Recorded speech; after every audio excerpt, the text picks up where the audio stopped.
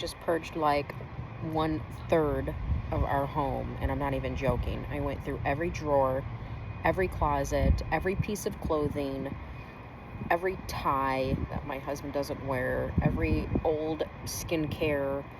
I looked at ingredients, old tea bags, things that could have been expired or just maybe don't have the cleanest ingredients that I purchased previously. So the more intentional you get, the easier it is to let the things go that you know are disrupting your hormones, are causing just health issues, things that you don't need.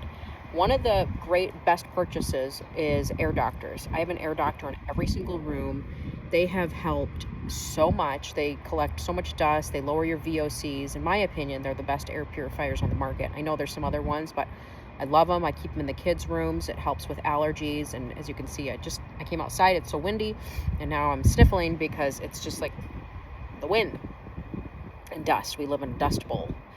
It's one of the beautiful things of Arizona, and our air quality is not that great. So air purifiers are a must in the home. And I just let go of things that I thought I would wear. I had a really nice winter jacket, but I haven't worn it in 4 years probably. And every time I see it, I'm like, yeah, it's nice. I put it on. I like how it looks, but I don't wear it. So if you don't wear something, but it's nice and you're waiting for a time to wear it.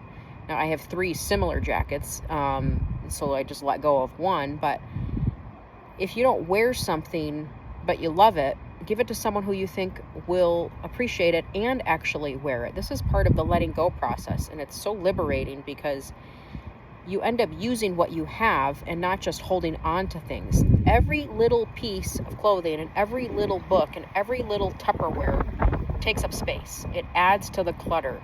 The little things accumulate to big problems. And that's why we get so overwhelmed, because we're like, oh, there's just so much and I don't know where to begin. I don't know where to start. It's so much. But the more you let go of, the easier it is to let go. You're overwhelming yourself if you just keep bringing stuff into the home and not letting things go. And when you learn to live simple, there's a big thing, everybody's buying all these organizers. Organizers are expensive. And then sometimes I think, well, how much cleaning product do you actually need? I could use Dr. Bronner's soap for my toilets, floors, like everything. One jar can be used for multiple things instead of 50 different things. So when you really simplify, you realize I don't need all of this stuff, all of this fragrance, all of this chemicals. So it becomes easier to let go and simplify your life. And then you have time for other things. Because the amount of time that's spent, if you're wondering where I've been for the past couple months, on Instagram anyways, I'm purging. I'm resetting my life. I thought it would take a week. It's actually taking like 2 months. I'm resetting because it end up being a lot deeper than I thought. And once you start, you're like going through layers. You're realizing there's papers and there's pictures, and there's memories, and then you stop to look at those memories, and then there's the pantry and the vitamins and the kids' clothes you might be holding on to, and mismatched things, and old underwear and textiles. So you end up getting through layers. You start with one thing, you think it's simple, and then you end up getting through all of it. I mean, I got rid of hangers. I'm like, why do I need extra hangers if I don't plan on filling our closet to the max, which I don't. I even purged Christmas stuff, which, if you know me, that's like my favorite season. I'm not getting rid of everything. You still need to create a nice, beautiful home. And so you want to keep the things that you actually love and the things that are elevating your space. That's a different, there's a difference in there. But the clutter and the stuff and the random things, like for me, it's random things like batteries. I'm like, do I spend the time trying to see if these batteries will work, or do I just recycle them? Give them to a recycle company. Papers. How many years do I need do I need 10 years of tax returns? Well, really you don't. So all this stuff just kind of adds up, and we keep it just in case we might need it. It's like the fear of needing it one day makes us hold on to it. And I don't want a bunch of BPA receipts of things that I might return at the grocery store. Like, forget it. So these habits that we carry with us turns into clutter, turns into toxic chemicals, turns into a waste of time, because then you got to go through it all. It's easier just to take care of it, like a receipt. Just throw it away right away or don't even get one, because it ends up turning into piles of stuff that you then need to go through. And, there's been times where we bought products just because we were like, oh, we'll just grab it. We ran out and it's the only product, so I'll just grab Pantene. And I really don't want to use that. And then you feel like, well, I got to use it up to get my money's worth or I can't throw it away. Well, if it's not good for you, just toss it, or donate it maybe. I don't know. But we always feel like we have to use something to the fullest before we actually get rid of it. So it becomes like a habitual thing. Well, I better wear this out. I better use this product. I better finish up this. Have I worn this jacket enough to even let it go? Well, what if you have it? So what if it's in pristine condition? Like, give something nice. Don't give something all worn out, busted up and beat up. So when you remove when you remove what you don't need or what you don't use, then you're left with what you love. And then you're like, oh, I can actually use this skincare that I haven't opened. That's way better for me. I can use this now because I tossed the old one instead of waiting to use the old one up that's been open for 2 years. Just throw it away. It's just crazy how priorities change as you get older and how what you thought you wanted, you really don't want, or it's not as important to you. And especially bringing in so many toxic pieces and toxic chemicals into your home, like just junk that then you have to filter through. You're filtering through your lungs and you're filtering through your air. Your kids are breathing it in. They're rolling around on toxic carpets and putting on, laying in toxic polyester bedding. It's because we all want a good deal and we're all looking for the cheapest thing. I mean, I'm not looking for the cheapest thing anymore. I'm looking for quality and simplicity and the simple things in life. It's like what you want to, I don't know, it like changes from wanting to be involved in everything and have everything to wanting nothing and being involved in nobody's drama, nobody's business. We're sitting outside. My grandpa used to sit outside and stare off into the distance. And I'd be like, what is he doing? Doesn't he want to go shopping, go to the mall? Now I'm like, forget that. I'm sitting outside staring off into the distance and I love it. It's a little windy, but so you just change as, you got to lean into those changes. At some point, let the old self pass away. The childish things, the frivolous things, the wasteful things, the nonsense. We're engaged in so much nonsense that doesn't produce but steals our life and steals our joy and steals our peace. Could be nonsense relationships, could be nonsense habits. We're eating things that are nonsense, like there's no nutrients in the foods, half of the foods we're eating. And we're just doing things without thinking and then wondering why we feel the way we feel and getting the results that we feel. Aging is a beautiful thing. Aging gracefully and beautifully and healthy and naturally is beautiful. It's something that we should embrace. So if you are feeling like you're at a point in your life where something has to change, maybe you're not in your 40s, maybe you're in your 30s and you're feeling it. I wish I did in my 30s, but maybe you're feeling it and you're like, something has to change. Start with your home, start with your space. Start with your habits, yourself. Always start there. Don't be consumed with yourself, but start there. Be honest with yourself and be willing to make the change that you need to make for your family, even if there's resistance. A lot of times households can get divided because one spouse wants to hold on to everything and one spouse is like, nope, I'm ready to go. And, we're all different. But remember, you are carrying your family to freedom, to a simple life.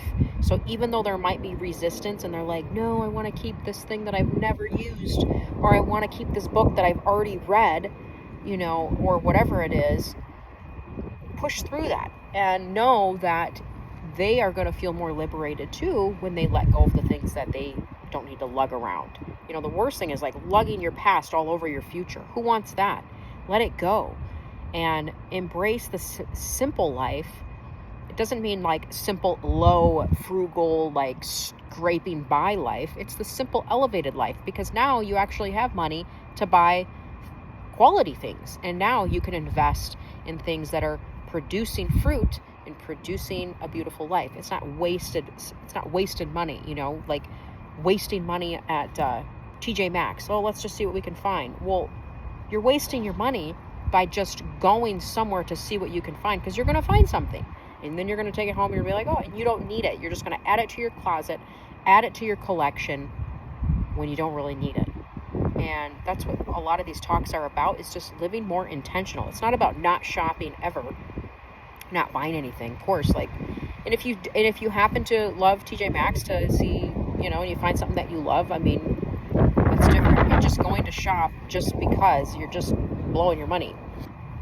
Also, a lot of the products, I read years ago that a lot of the gloves and purses that are sold in a lot of those stores come from animal abuse. I mean, they're literally skinning dogs to make those gloves and those hats and those purses that are so cheap for you to buy. So if we're all just looking for the cheapest deal, you have to trace back to, well, how is it so cheap? How is Shein and Temu so cheap? Where's it coming from? What chemicals are made in it? Because quality materials, there's a price for it because it's valuable. It's more there's quality. So you have to be willing to pay for what when you're surrounding yourself with junk. All that stuff is just reciprocating back to you cheapness and junk and you know, phthalates and toxic chemicals and all of this stuff. It's just putting that back into your life for then you to have to clean yourself out from all of those chemicals. Like, you are making it harder for yourself to live a healthier life when you're constantly consuming and filling your home with junk. So shifting your mindset to simple things and things of value, like things that you love, you know, that are quality and it's nurturing to your soul, your body, your mind, your home, quality textiles, you know, that are comforting, quality foods, things like that. It just makes life so much better. Like, you're getting into a deeper layer of living instead of like the surface layer of like getting, you know, and consuming. It's like consuming and getting is like amateur. It's like the top layer. Oh, what can I have? The latest, the trendiest, the fast fashion, the cheapest, you know, more. Let me just fill my home with more. And then when you get past that, it gets a little bit more intentional, but there are layers to it. And then when you get down to like the deepest layer, you realize like quality, health, nutrition, whole foods, organic, natural things, you know. It's like you get to the layer where it's like your eye opens more and more the further you go. I think that's where I'm at. I'm probably at stage layer 4. I'm not all the way down to like everything's organic and 100% non-toxic, but I'm getting there. Like, I've gotten through some things that I let go of, things that I never thought I would let go of. And I stopped buying things that I used to buy all the time that I actually enjoyed because I knew they weren't good for us, weren't good for my family, even if they were enjoyable. So it is a process. The simple, I call it the organic modern lifestyle, because it's tapping into organic elements in a modern way. And it's definitely more simple and more intentional. It's elevated. You feel better, you look better, everything starts to kind of match up, and it's a slow but fast-paced life.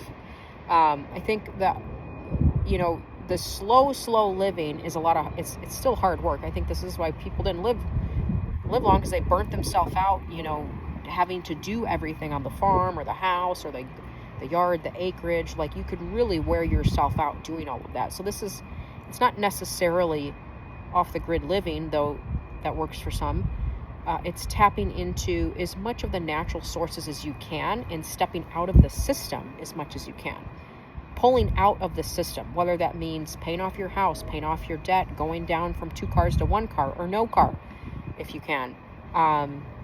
Instead of fast fashion, you're buying things with intention. Instead of filling your house with junk and shopping all the time, you're shopping with intention. Quality materials, you know, whole foods, buying from your local artisans and bakers. So it's really just a mix of both. So anyways, thanks for tuning in.